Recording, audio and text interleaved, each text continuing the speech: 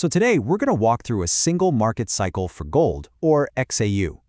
We'll be looking at it through the lens of a pretty unique system called market DNA. Now, this is a proprietary model, and we're just going to document exactly how it mapped out a specific period in the market. Let's get right into it. So what is market DNA, really? Well, at its core, it's a proprietary geometric system. It's built for market analysis, but the key thing to understand is that it's completely different from conventional methods. It doesn't use your typical technical indicators, and it's not looking at fundamental data. It's really its own self-contained approach. And a very important heads up before we go any further. None of this is financial advice. What we're doing here is simply documenting a proprietary model. It's for public verification and educational purposes only. So think of this as an observation, not a recommendation. All right, let's jump into the first part, Phase 1. This is all about the entry plan for this specific cycle, which the model labels XAU_1_. This is where the entire roadmap is laid out, right from the very beginning. Okay, take a look at this. This is the market DNA chart from October 27, 2025. This is the initial map for Phase 1. You can see it's all built on these geometric shapes. The key things to notice here are the points labeled M and PC. Those are the potential entry levels. And you see that point N way up there? That represents a future target. This whole structure is set inside what the model calls a trapezoid, and that shape basically defines the expected time and price boundaries for the whole cycle. So, let's break down that entry strategy.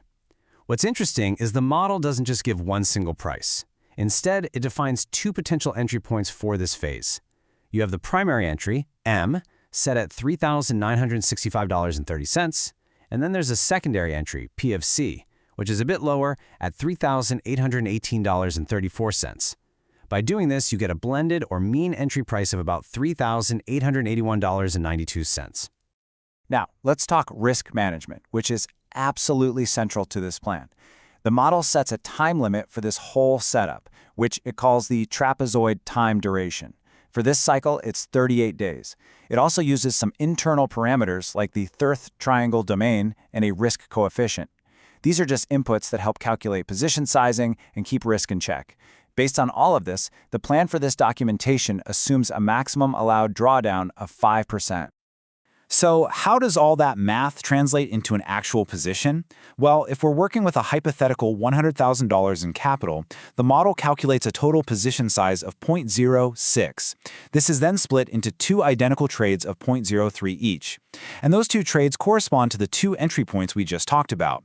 Now, it's important to state that both trade sizes are calculated using the hypothetical capital, the investor's maximum allowed drawdown, the third triangle domain percentage, the risk coefficient, and the contract size.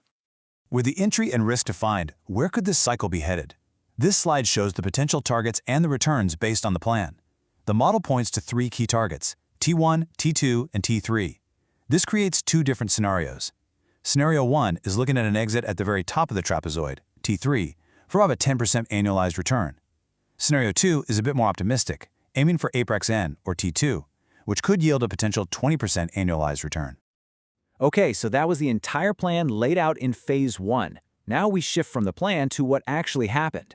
This brings us to Section 2, which covers the first major event in this cycle. The model calls it the mirror contact event, and this marks the official start of Phase 2. And this side-by-side view is really great. On the left, you see that initial map from October 27th we just walked through.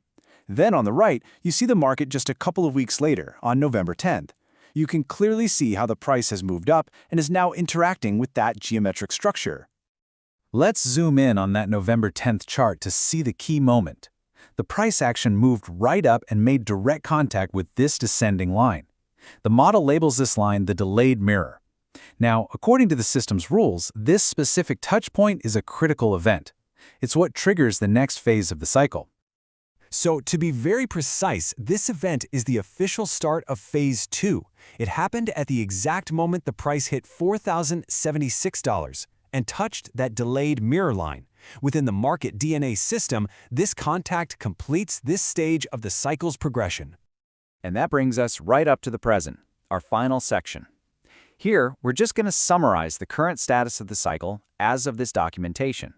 And we'll look at what the model defines as the potential path forward. So, where do things stand right now? It's very simple. As of this documentation, The XUAT_1_2 cycle is officially in phase 2. This status change happened right after that mirror contact event we just saw.